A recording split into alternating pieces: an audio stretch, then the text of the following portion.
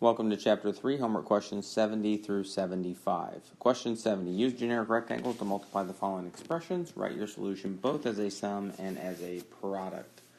So we're going to use the generic rectangle for each of these. So we'll just set up a rectangle or square, identify the side lengths 2x plus 5 and x plus 6. And then we'll multiply, so 2x times x is 2x squared, 5 times x is 5x, 2x times 6 is 12x, 5 times 6 is 30. And so we want to write this as the area of a product, which is what is given to us. So I'm going to just rewrite my answers on top here so I don't have to rewrite the problem. We have product is equal to the sum, and the sum would be 2x squared. And then I can add my 2x and my 12x and my 5x, so that's plus 17x, and then plus 30. And that represents the sum. So on to B. Once again, set up your rectangle. We have m minus 3, and then 3m plus 5. So this area would be 3m squared. This one would be negative 9m. We have 5m and minus 15, or negative 15. So this is equal to 3m squared minus 4m minus 15. On to C. Once again, set up your rectangle. This one has side lengths of 12x plus 1, and then x squared minus 5. So x squared times 12x, that would be 12x cubed, because it's an x squared times an x, 1 times x squared. 12x times negative 5 would be negative 60x, and 1 times negative 5 is negative 5. So on this one we have an x cubed, so we'll put that one first at 12x cubed. We have then an x squared, so that's plus x squared. We have minus 60x. And then minus 5. So there wasn't any on that one that we could actually combine our like terms on. On part D, set it up one last time. We have 3 minus 5y and 2 plus y. So we'll write the area of each individual part here and then combine. Now on this one, I do want to we'll kind of start putting these in order where we put the highest exponent first. So this would be negative 5y squared. And then we have negative 10y plus 3y, so that's negative 7y. And then our constant is a positive 6. So once again, writing each solution both as a sum, which is what we wrote on the end here, and then as a product, and that's what was given. Question 71, find the rule for the pattern represented at the right. So we have figure 1, and you can see in figure 1 we have 2, 4, 6, 8, 10, 11 tiles. And then over here our x goes up by 1, so we know at figure 3 we have a total of 7 tiles. So right now we can write this as a table. We don't know how many figure 0 has, but we know figure 1 is 11. Figure 2, we don't know. And then figure 3 is at 7.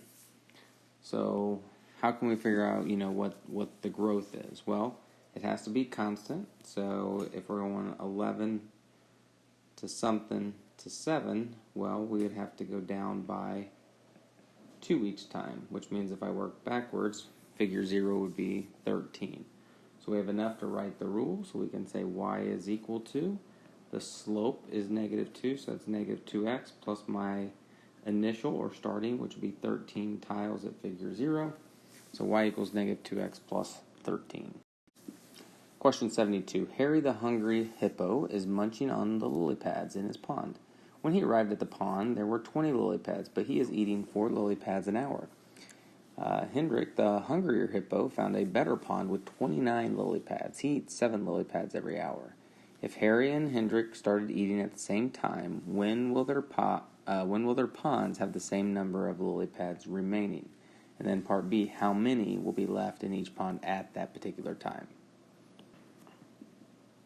So let's take a look here. We have Harry, who starts with 20 and is eating 4 every hour. So we'll say the total is equal to the 20 that you start with, but then you're subtracting 4 every hour. Whereas, change colors here, Heinrich,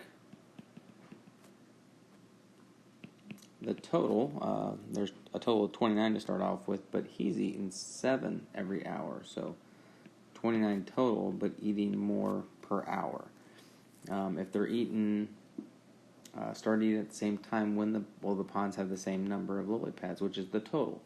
So if we can set our two expressions equal to each other, 20 minus 4h is equal to 29 minus 7h, and then solve, we'll figure out how many hours it will take for there to be the same number of lily pads remaining. So we get 20 plus 3h is equal to 29. Subtract 20, divide by 3, and h is equal to 3. So when will the ponds have the same number of lily pads remaining? After 3 hours, or at 3 hours.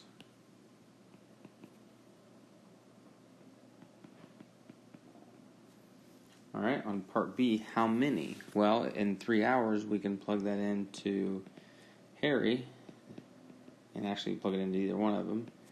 You're going to get a total of 20 minus 12, and that means there's 8 lily pads. Also, if you plug it into Heinrich, you're going to get the total as 29 minus 7 times 3, which is 29 minus 21. And so the total is still going to be 8. So how many lily pads will be left in each pond at that time? We will have 8 lily pads remaining. Question 73. Graph each equation below on the same set of axes and label the point of intersection with its coordinates. So we'll start with the first one. We have a slope of 2 and a y-intercept of 3. And so get a couple of points on the graph here. Try to make it as accurate as possible, especially since I don't have a straight edge that I can use on here. We are going to graph 2 lines, so we do want to make sure we label each of these lines. Y equals 2x plus 3. And then on the next one, our slope is 1. And our y-intercept is also at 0, 1. And then our slope is 1, so we're going up 1, over 1. Not as steep as the last one. We can also go down 1 over 1.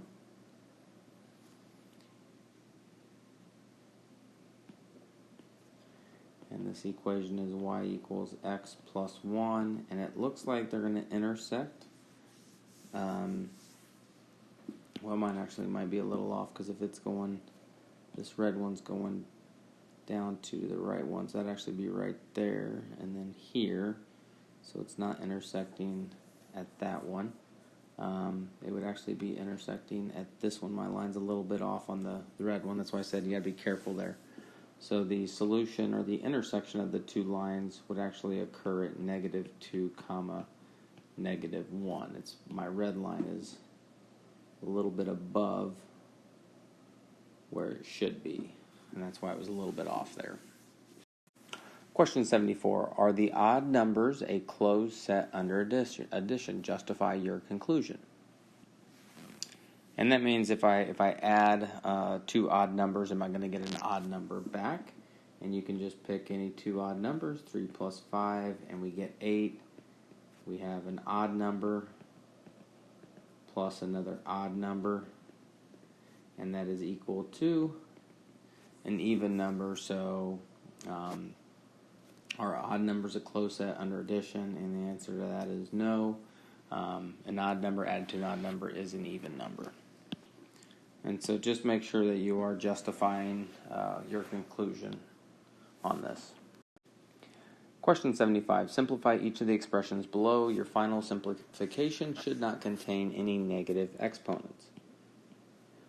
All right, on part A here, we have 5 times negative 3, so that's negative 15. And then we have x to the third times x to the negative 2. And remember, we add the exponents. So this would be negative 15x to the first power, just negative 15x. On part B, I'm just going to go ahead and show you that what this looks like if you expand it out, because each, or this quantity right here is being multiplied by itself 3 times. So sometimes expanding this out will help you see that 4 is being multiplied by itself 3 times, so that's 64. P squared times P squared times P squared, and that means that's P to the 6, and then Q to the first times itself 2 more times is Q to the third power. On part C, we have 3 m to the 7th divided by 1, or just m to the negative 1. Remember, you can subtract your exponents. So 3 divided by 1 is just 3.